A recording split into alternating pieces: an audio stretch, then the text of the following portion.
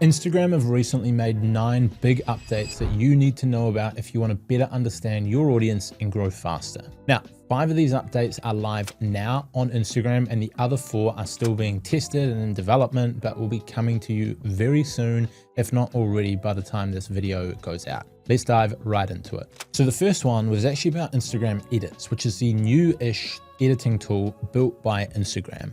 Adam Mosseri recently mentioned on a Q&A that any content created and posted using the Edits app would get a boost in the algorithm in terms of reach. For now, Edits does help a little bit with reach. It's not going to be something that's going to be around forever. Do not just use Edits to try to pass through content. We can check that.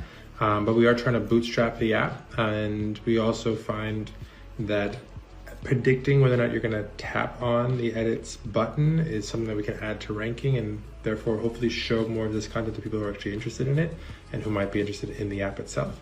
Which does seem a bit unfair, but also makes sense because anytime that Instagram or most social media platforms for that matter release a new product, they typically give a boost in reach to encourage people to use it and to make people familiar with it. Typically anything new has a bit of resistance to it as it's not something people are used to or have in their workflows. So to counter this, they boost the reach. This has been pretty common practice for a lot of social media platforms. So if you want a boost in your reach, either edit your reels in the Edits app or upload your ready to go videos into Edits and then publish it from the app for a nice boost in reach. Who knows how long this will last, so make the most of it whilst you can. Now, the second update, we go into the unreleased updates, and this one was found by a Twitter user, Alessandro Paluzzi, who found that Instagram have been working on a feature to allow you to add pictures to comments, which opens up all sorts of possibilities, whether it be funny images that make people laugh or providing proof on what you may be speaking on or commenting on.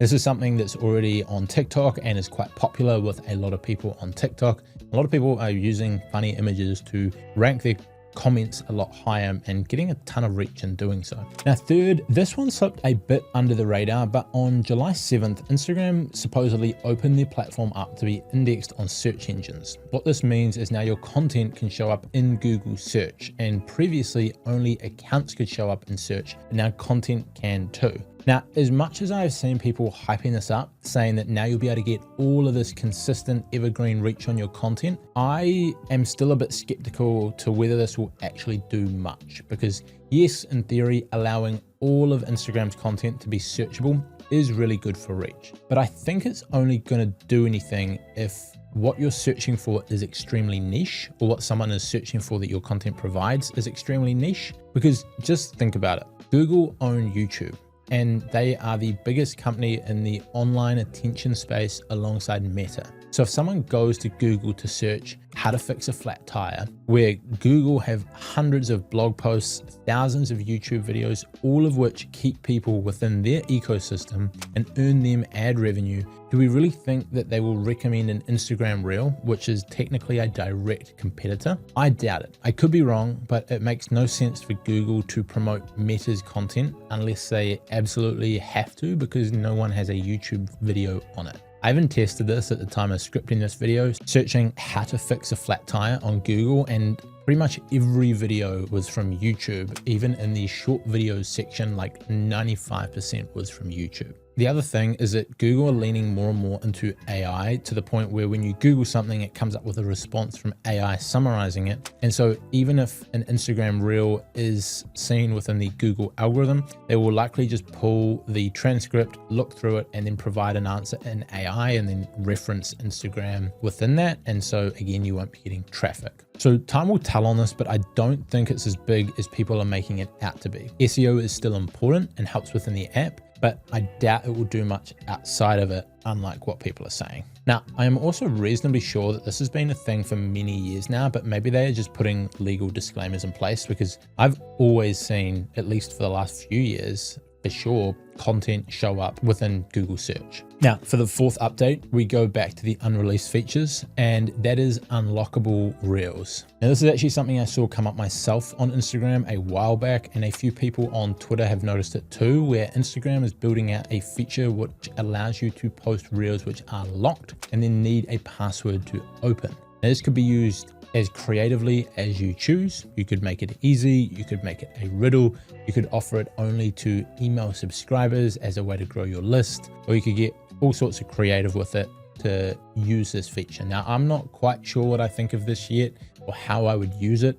but I do think it adds another way for business owners and creators to do something interesting with their content, interesting with their product launches, and try and grow their business. Now, fifth, this update is a lot more helpful than the previous 4, in my opinion, and that's that Instagram have massively improved their analytics, showing you exactly what second in your reel people liked it, or what slide they double tapped on your carousel. Now, personally, I wouldn't even worry about your reels graph of where people like the posts, because my initial thoughts is it could be really tricky to understand. For example, if I watch a reel that has a really good opening line that makes me laugh, I might not like it till 3 or 4 or 5 seconds later. And so in that case, the thing that made me like it isn't in line with the time I liked it. Equally, I could finish the reel, really enjoy it, the reel starts replaying again, and so 2 or 3 seconds into it, I like it, but I didn't like it because of the start of it, I liked it because of the whole thing or the ending, which makes it really confusing to then understand what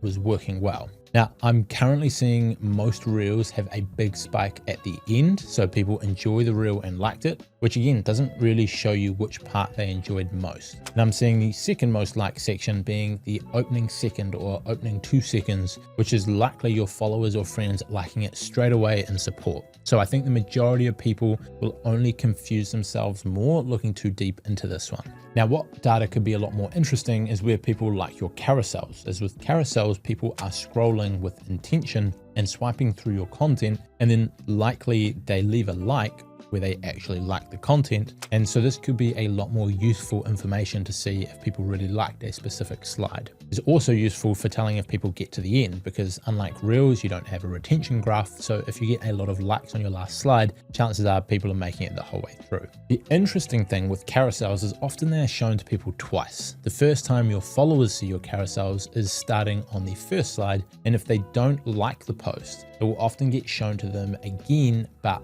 starting on the second slide. This means if you see a lot of likes on your second slide, maybe that caught more attention than the first. But again, this data could still be a little bit twisted, as maybe it's not because of the second slide, but the fact that this is the second time they are seeing the post. Now, the second part of this insights update is post level insights, where they show you gender, country, and age demographics for individual posts rather than only your account in general. And I think this is a lot more useful than those previous 2, especially if you're trying to reach a specific demographic for your business or as a creator, because you can learn which posts are resonating with them the most and then double down on it whilst cutting those that aren't. This would allow you to get really dialed in on what content is performing best with the audience that you are trying to reach, rather than just in general. And it might mean that certain posts that perform quite well but are hitting the wrong audience, you do less of, instead of in the past where you just see a piece of content perform really well and you double down on it. Now you can get a lot more detailed with it. Now, they also added a widget that shows which content gained the most followers, and they've placed it underneath your follower graph. Now, you've always been able to sort your content based on followers gained, but now they've moved it and called it an update. So I don't know why people are going on about that one, but that's technically there as well. Now, the 6th update, and again, this is a leaked one, is picks, where you'll be able to pick out interests, which will be shown publicly in an attempt for users to find which friends have got similar interests. Now, this just seems quite weird to me personally. Like, are people really going to add in their favorite sports, hobbies, and singers, hoping that they will have an overlap with someone they follow? Like, my thought would be that people will either be close enough with someone that they follow that they already know this about them because they're friends, or the people that they follow or might be connected with may well just be strangers or associates, and then they don't want to share that sort of personal stuff. But maybe it'll appeal to different demographics that I'm not in. And so personally, I can't see myself ever using this, but maybe I'm missing things and there's something better here. Now, 7th, we've got linked reels. Now, this is essentially a copy of YouTube's linked video feature, where you can simply link people to another video on your reel. Now, you should be able to go to your reel, click the 3 dots in the bottom right to then find linked reels among the options to choose from. Now, personally, I think this is actually quite a good feature that helps you not only improve your standing in the algorithm, but also connect with people better. If someone watches one really good video from you, that can leave a small impression. But if you then get them to watch a second because it's linked, then a third, then check out some of your other content, you can start to really convert them from just a casual viewer to a loyal viewer to a follower to potentially working with you if you're a business. Now, I personally don't have this feature yet myself, but one thing I've seen people saying in the comments is that it only allows you to link one video, which is also the same with YouTube. And so I'm guessing a workaround for this is if you post a series of content and you want to link all of it, is you would go about it linking one video to the second video and then linking that video to the third video. However, the drawback of this would be that people don't always find your series on the first video. They might land on video 85 when they're scrolling and therefore can't go back to the start. So again, a workaround here would be you could pin the first video on your profile. So if someone wants to go and watch from the start, they can, and then every video is linked there. And if someone finds halfway through, they can go to your profile, go to the start, watch it all. 8, and we're nearly done with the updates, but Instagram have been working on adding custom text styles where you'll be able to have AI design a custom font or style for you to use in your content. Now, this will be interesting to see how it pans out. However, I think that it could give people more of a chance to stand out and be unique, which is always good. And then finally, the 9th and final update is a new feature called reposts. Now, firstly, I was confused about this because in New Zealand, we got reposts like 6 months ago. I even mentioned it in a YouTube video. So I assumed everyone had it, but turns out they didn't and no one really knew about it. And then a few weeks ago, I opened up my feed to see everyone going on about it. But essentially, this is just a copy of TikTok's repost feature.